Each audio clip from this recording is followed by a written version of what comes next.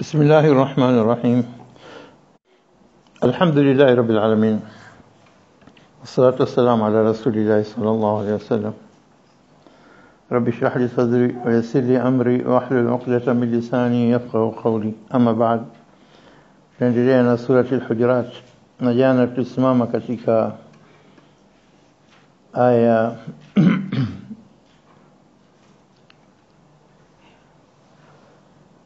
ya 4 na ya 5. أعوذ بالله من الشيطان الرجيم. إن الذين ينادونك من وراء الحجرات أكثرهم لا يعقلون ولو أنهم صبروا حتى تخرج إليهم لكان خيرا لهم والله غفور رحيم. والله tukiwa waumini tunahitajia nasaha hizi mpaka katika ulimwengu wetu wa sasa. Katika tabia zetu na mila zetu hatufati kabisa maelezo haya. Mwenyezi Mungu anasema kuambia wale wanaofanya makosa kumwita Mtume sallam nyuma ya viumba vyake katika madirisha na kupiga kelele ya Muhammad time za mapumziko. Mwenyezi Mungu anasema hawa hawatumia akili, la yaqilun. Na yote anayefanya kitu kama hichi anaingia katika aya hii. Kuna mpigia kelele mtu, pengine kapumzika, pengine anaumwa, pengine hana wakati wa kumwona mtu, sio wakati wake wa kumwona mtu. Hatuchagui sisi wakati mzuri wa kuona watu. La yaqilun walau annahum sabaru hatta takhruja ilayhim. Unapokutana na mtu nje inakuwa kishazimia kwamba sasa hivi natoka kwa ajili ya watu, kwa ajili ya kazi zangu za nje, kwa hivyo pale ni nzuri kukutana. Walau annahum sabaru hatta takhruja ilayhim lakana khairan, min khairi kwao, bali ni ajili kwao.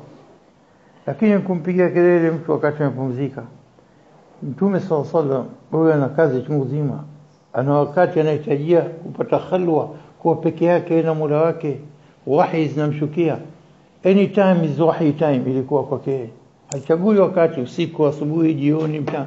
Kwa hiyo Mtume sallallahu alaihi wasallam lazima anakuwa na udhur, kwamba sio mtu tu atafute time yake anapopenda yeye aonane naye au kwa haja zake amwendee, bali yeye asubiri mpaka Mtume sallallahu alaihi wasallam, walau annahum sabaru hata takhruja ilayhim.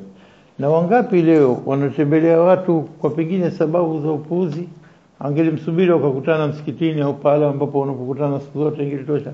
Hata mwendea nyumbani mtu kapumzika mchana, au mtu kishalala usiku anakunywa dawa zake mwenyewe apate kupumzika, ana mapresha, mtajua anapiga kelele usiku saa 5, 4:30, mshalala ndio, kama mshalala samahani. Sasa yeye atakwambia ndio, hapana neno, kitu gani? Jambo la upuuzi zingelisubiri mpaka siku ya pili.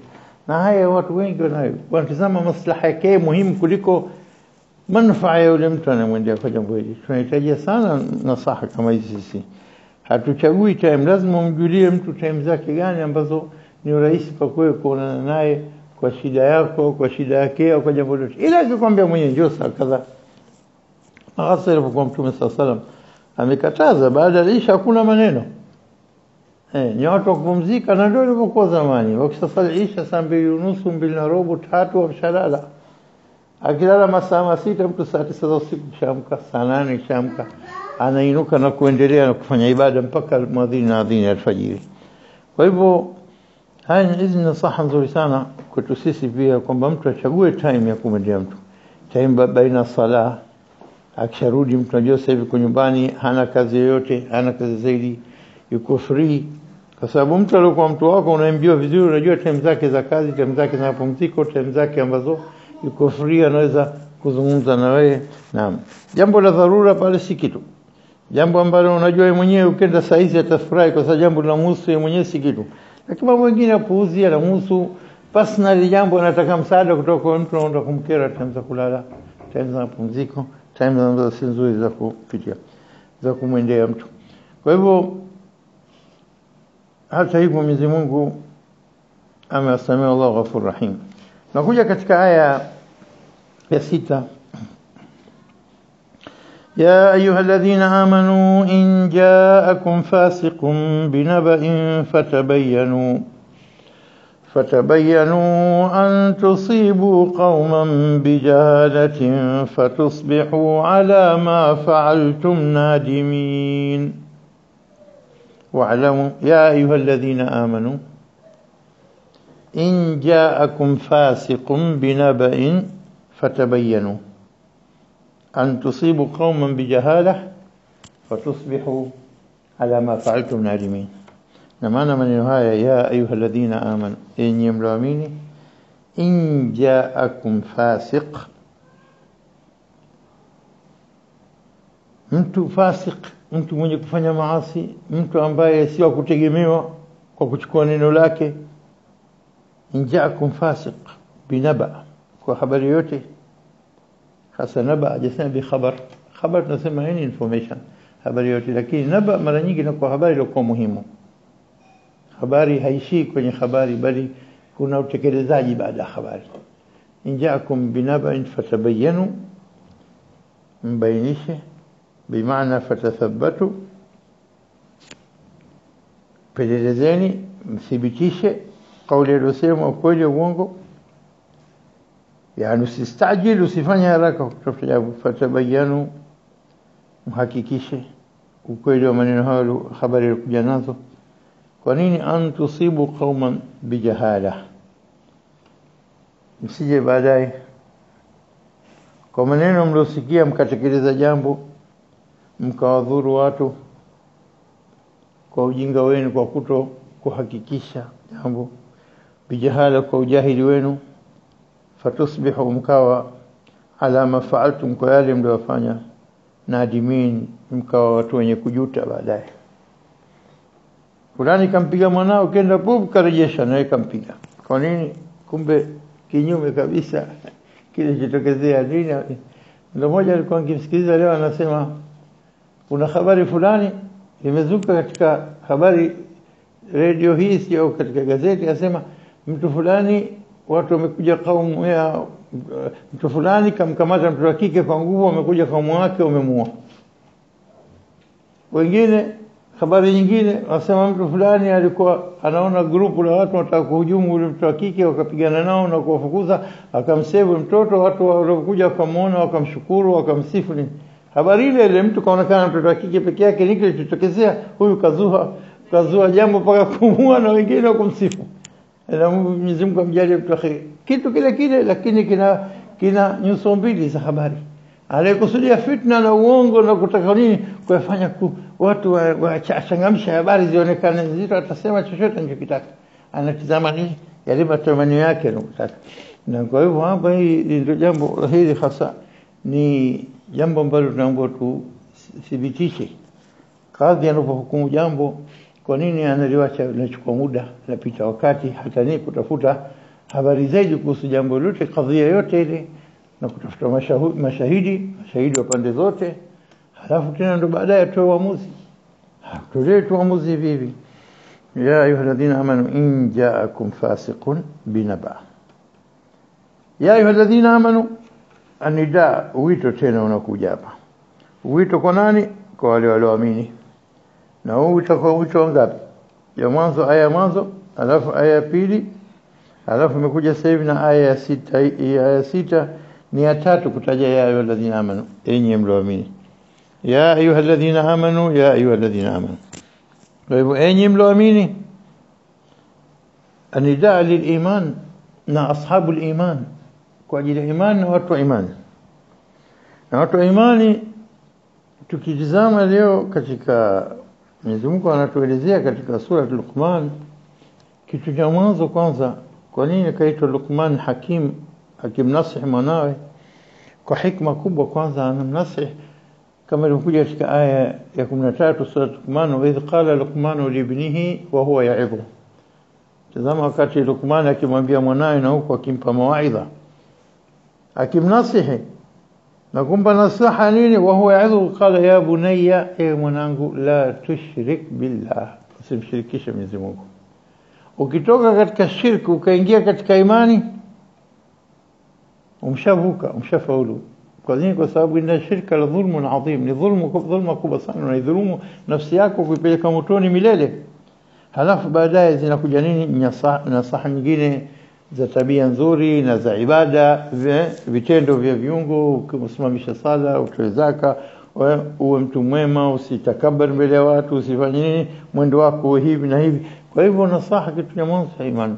Kwa hivyo ukishaingia imani, yale mengine yote unaona mepesi, iliyobakia ni kujirakibisha kitabia mpaka kuweza kuelekea kufuata nasaha zenye kukubalika kwa mujibu na Qur'ani inavyotuambia na hadithi za Mtume sallallahu alaihi wasallam. Ya ayyuhalladhina amanu in ja'akum fasiq. Tumesema fasiq ni yule mtu ambaye ni mtu ambaye mwenye kufanya uovu, mwenye kuacha jambo liloamrishwa, man taraka ma'muran bihi, au aliyefanya jambo lilokatazwa, au irtakaba mahdhuran, alifanya jambo lilokatazwa. Yani huyu mtu kharij an taati Allah, ametoka katika njia ya taa kwa njia yote ile, huyo anaitwa fasik, mwovu, mkosefu.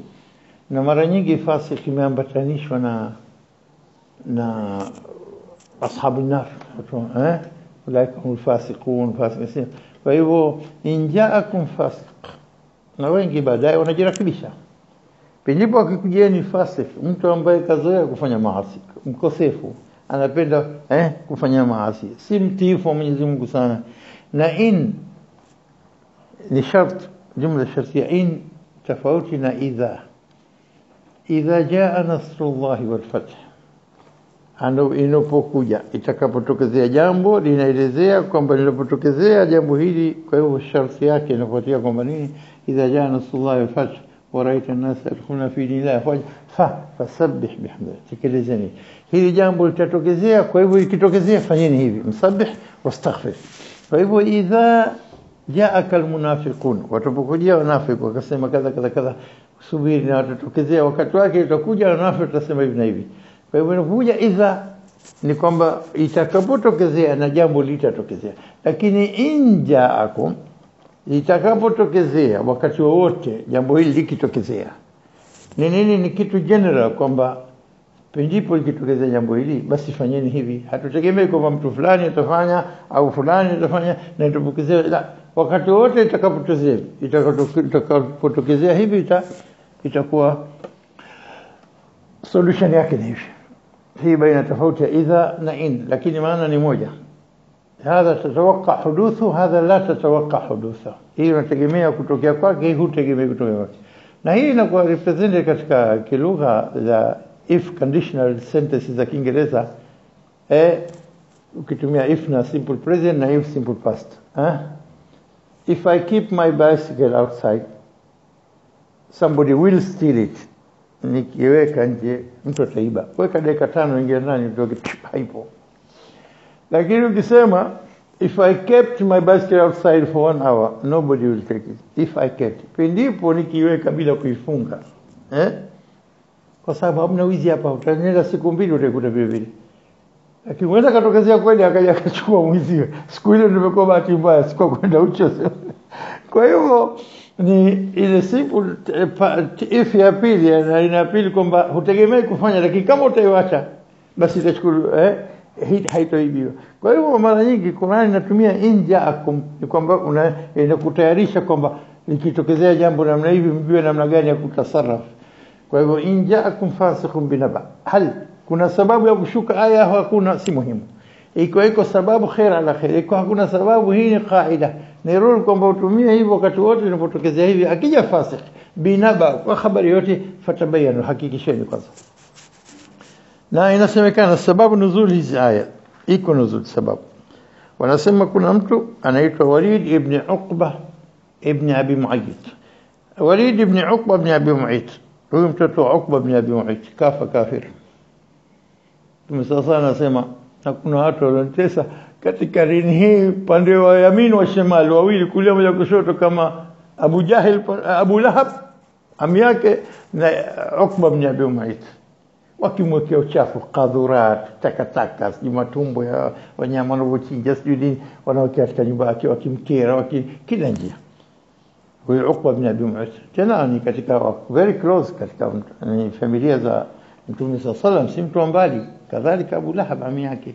Huyu Uqba ibn Abi Mu'ayth kafa kafiri katika Badr nafikiri, lakini mwanawe kaslimu, na ndo kwanza ameslimu. Mtume sallallahu alaihi wasallam amempeleka huyu Walid mtoto wa Uqba ibn Abi Mu'ayth kama kwamba ndio representative wake kwenda kupokea nini, sadaka na zaka za kabila la Bani Mustaliq. Na kama tunavyojua hawa Bani Mustaliq vilitokezea baina yao vita, طبعا baina ya Waislamu na kabila Bani Mustaliq, wakachukua mateka wengi Bani Mustaliq, na Al-Harith ndo chief wao wa kabila. Mwanawe alikuwa anaitwa Juwairia. Katika waliotekwa Juwairia ni mmoja. Mtume sallam akamwacha huru na akamoa katika wake zake mmoja ni Juwairia binti Al-Harith ibn Al-Azwar katika hii kabila Bani Mustaliq. Na طبعا katika kisa kirefu kimetokezea wanafiki nini wamefanya katika safari yao, wanarudi baada ya vita ya Bani Mustaliq, na historia katika habari hizi zipo katika sura Al-Munafiqun.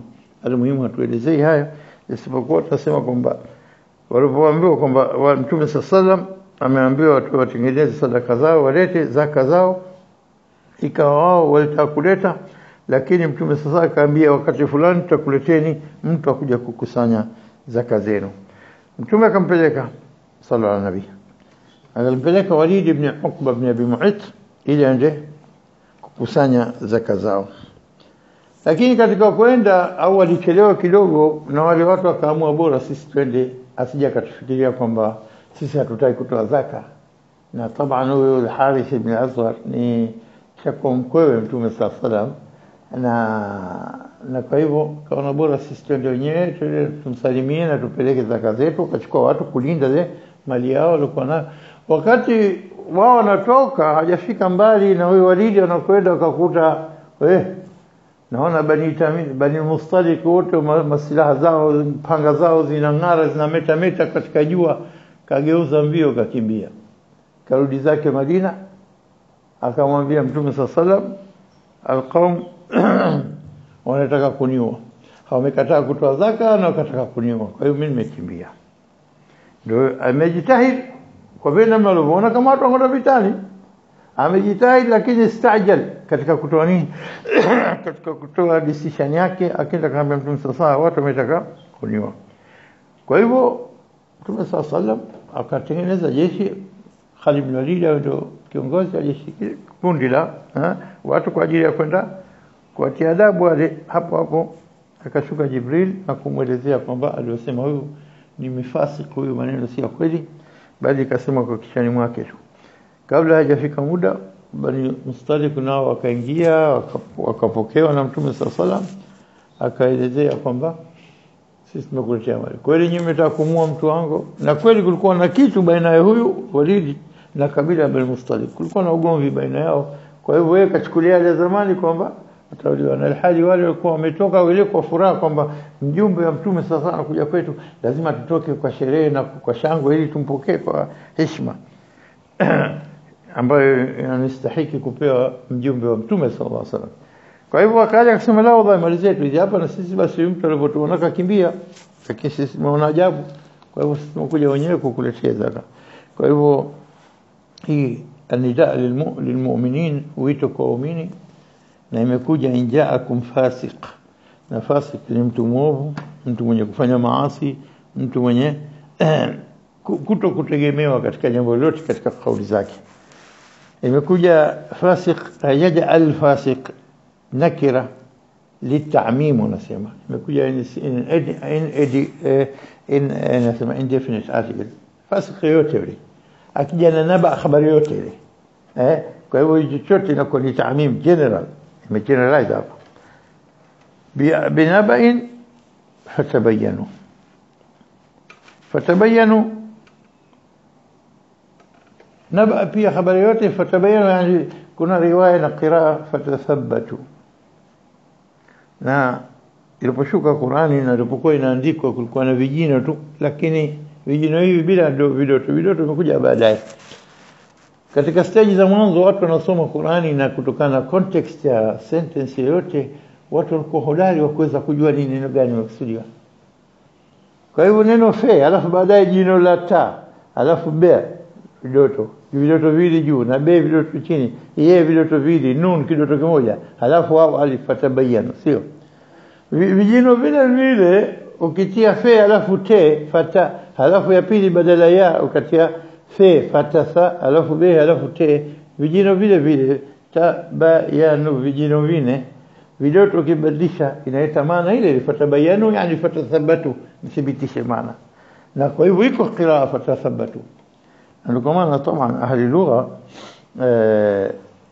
watu ahli qiraat wanasoma kwa qiraa zote hii qiraa zote mbili mutawatira yani zinasoma sana wanasema katika Qur'ani jumla Qur'ani kuna maneno karibu kalima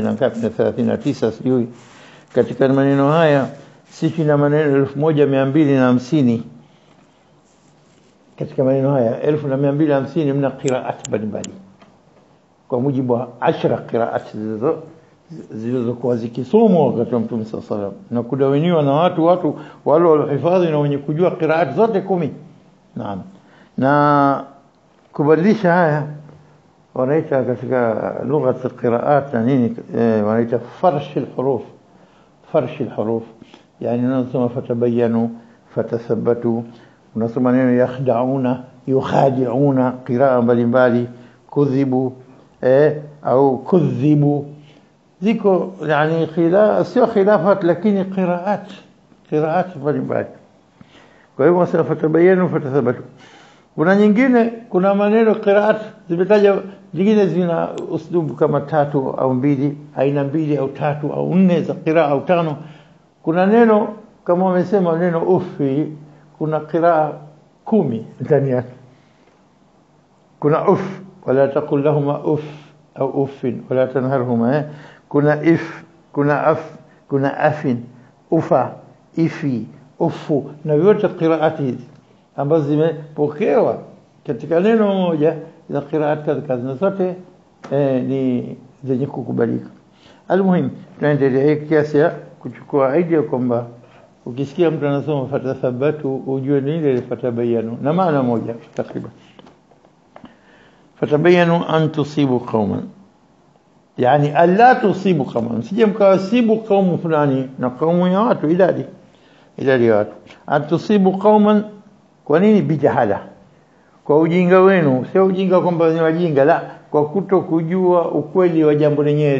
ile habari yenyewe iliyokuja kwa kuto kujua exactly kitu gani kilichotokezea antusibu kama bijahala kwa kuto kutafuta ukweli wa jambo fatusbihu mkawa alama fa'altum kwa yale mliofanya nadimin ni watu wenye kujuta nadimin الغم الشديد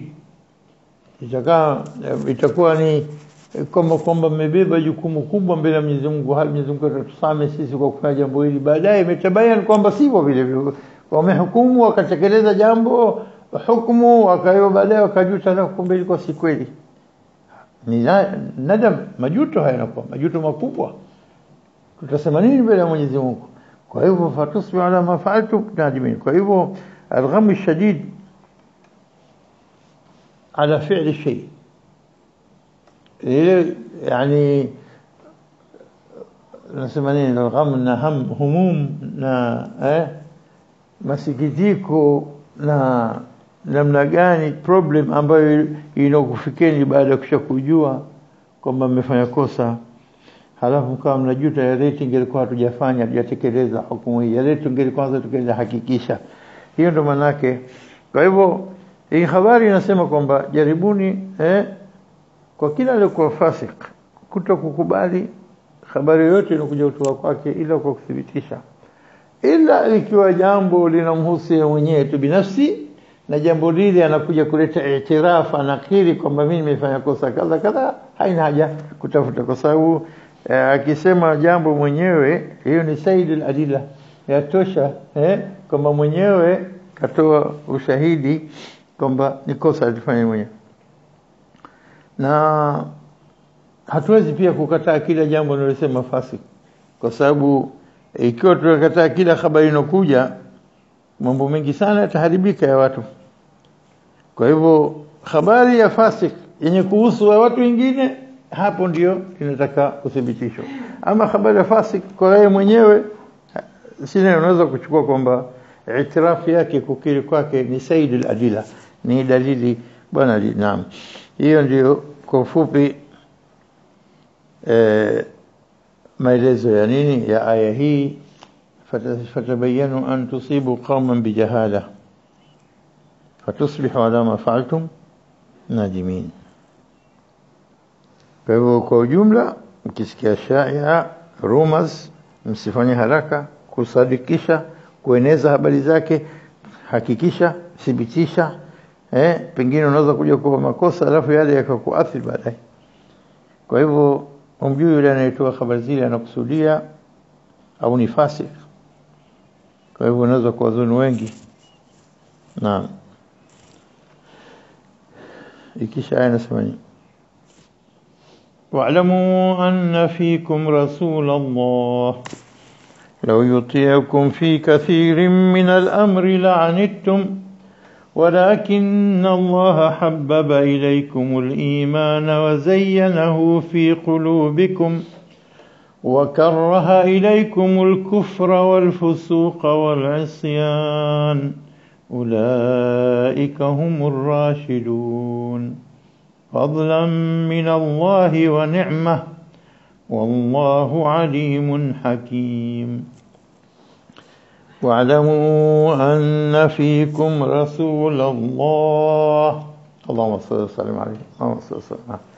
واعلموا أن فيكم رسول الله صلوات الله وسلام عليه. namjuekwamba pamoja na nyinyi fikum rasulullah, yuko mtume wa Mwenyezi Mungu. Lau yuti'ukum fi kathiri min al-amr, lau kama nakutiini katika mambo mengi ya mambo ambayo yanotokezea, lau yuti'ukum, kama nakutiini na kukusikilizeni na kukuendekezeni kila mnachokitaka, basi la'anittum, ingekuwa kuna muanaa kubwa, mngelitaabika taabu nyingi. Walakin Allah حبب إليكم ولكن الله حبب إليكم الإيمان ولكن الله حبب إليكم الإيمان لكن الله سبحانه وتعالى ameupendezesha kwenu katika nyoyo zenu al-iman. Wacha hivyo tu, wazayyanahu fi qulubikum, akisha kaipamba imani ile katika nyoyo zenu, imepamba uzuri imani ile na kutua na icing sugar wazayyanahu fi qulubikum. Hapo tena haina fursa kupita jambo ovu tena. Kwa nini? Kwa sababu jua kwamba amepamba imani na kuzidisha takwa, halafu wakaraha ilaikum, Mwenyezi Mungu amejalia muichukie. Kwa nini? Amekufanyeni muichukie nini? Al-kufr wal-fusuq wal-isyan. Kufur na fusuq wal-isyan. Amekufanyeni muichukie nini? Kufur, ukafiri, wal-fusuq na ufasiq, wal-isyan na kuasi. Wakaraha Abi Khalni anasema wakaraha al-kufr al-mukhrij min al-millah, kukutoa katika mila ya Kiislamu ukakafiri. Wal-fusuq kaba'ir adh-dhunub, dhambi kubwa kubwa. Wal-isyan mutlaq al-ma'asi, maasi yote ya jumla. Wakaraha ilaikum al-kufra fusuq wa isyan, ikiwa imetoa iman ikatolewa al-kufr na fusuq na isyan, hawa watu wanapewa sifa gani? Ulaika humur rashidun, hao ndio watu ambao Mwenyezi Mungu anaita nini? Waliopata rushd, ar-rushd wal hidayah, uongofu. Hao ndio watu waliongoka. Ar-rashiduna alladhina salaku tariqa ar-rasul sallallahu alaihi wasallam, waliopita njia ya mtume sallallahu alaihi wasallam. Ar-rashiduna kama alivyotajwa Mwenyezi Mungu, hababa ilaykum al-iman wa zayyanahu fi qulubikum wa karraha ilaykum al-kufra wal fusuq wal isyan. Akasema hao ndio rashidun, wale ambao wanataladhdh, wanaona raha na utamu nini ya taatu Allah azza wa jalla, wanaona raha kufanya kila jambo jema, wanachukia kila aina kufur, wanachukia kila aina fisq, wanachukia kufanya maasi. Hawa watu ambao nini wanaopenda kusoma Qur'ani, kufanya kila jambo la khair, wanatamani wao wanalifanya, wanapenda kuwa katika upande wa haki. Hawa watu Mwenyezi Mungu amewajalia ndio rashiduna, ulaika humur rashidun. Ndio kwa hivyo hii moja katika hii tunaweza tukaifanya ni dua wetu ya kila siku mtu kuomba, Allahumma habib ilayna al-iman wa zayyinhu fi qulubina wa karrih ilayna al-kufra wal-fusuq wal-isyan waj'alna min ar-rashidin. Unaweza kugeuza kwa maneno yako ukasema nini? Allahumma habib ilayna al-iman, tufanye sisi tupendeshe imani katika nyoyo zetu. Allahumma habib ilayna al-iman wa zayyinhu fi qulubina, na ipendezeshe uifanye nzuri ipambe katika nyoyo zetu. Wakarrih ilayna al-kufr, tufanye sisi tuichukie al-kufr wal-fusuq wal-isyan waj'alna, utujalie min ar-rashidina. Dua nzuri sana kama mtu anaiomba usiku na mchana mara mbili au kwa siku, ili asa Mwenyezi Mungu akamjalia mwenye moyo wa kupenda khairi na kuchukia mabaya. Kwa hivyo nafikiri aya hii imefahamika.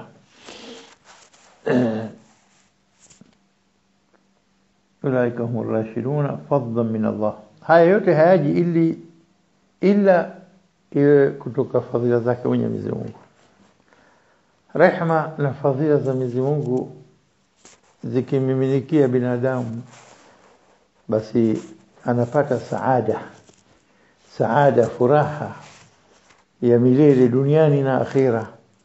Hii fadhila min Allah, kumjalia mtu kwa moyo aliojaza khairi na kautoa uchafu wote, fadhila min Allah na neema min Allah. Fadhila min Allah wa neema, fadlan min Allah wa ni'matan min Allah, au ngeweza kusema fadlan wa ni'matan min Allah, lakini la naitenga pekee yake fadlan min Allah kwanza, halafu na neema pia maana yake min Allah. Wallahu alimun hakim, na Mwenyezi Mungu alim, anajua kila kitu, na hakim anafanya mambo yote kwa hikma. Nani anastahili kumjazia na kumpambia imani na khairi na kumtolea uchafu na fisq, na nani asiyostahili kwa sababu yeye anapenda kufanya uovu, fasik. Kwa hivyo aya hii kama ikija baada ya kwamba nini mtu fasik anaita habari, anapenda kuchochea na kugombanisha baina watu na kutafuta kutia chokochoko baina watu, wanajulikana kama fasik. Na watu wanakusudia khairi daima hawatakuwa na dhana mbaya. Mambo dhana yote yanakuja hizi. Sura hii kama mtu atatekeleza nasaha zilizokuwa nasaha rabbania kutoka kwa Mwenyezi Mungu mwenyewe, bila shaka nasaha hizi kama mtu atajipamba nazo, خلاص ulaika humur rashidun, hao ndio waliongoka. Na fadhila hizi hampi mtu yote ila mwenye kustahiki, aliyekusudia kwa imani khalis kwa ajili ya kutakarrab, kujikurubisha kwa Mola bitaa na kujiepusha na maasi, na Mwenyezi Mungu anampambia, anakuwa min awliya Allah. Ala inna awliya Allah la khawfun alayhim wa la hum yahzanun. Anakuwa min awliya Allah, anamwelekeza katika njia za khair, min nawaibil khair, anamuondosha katika njia za shar. Hata Mwenyezi Mungu anamtetea katika kila jambo. Kwa hivyo ulaika humur rashidun, na hii hapati mtu hizi fadhila na neema kutoka kwa ila mwenyewe Mwenyezi Mungu anayotakia, na Mwenyezi Mungu anajua nani anastahili nani hastahili. Mwenyezi Mungu anafanya yote kwa hikma kubwa, fadhila min Allah wa neema, wallahu alimun hakim. Inshallah tutasita hapa katika aya 8, wa bihadha naktafi, wallahu a'lam.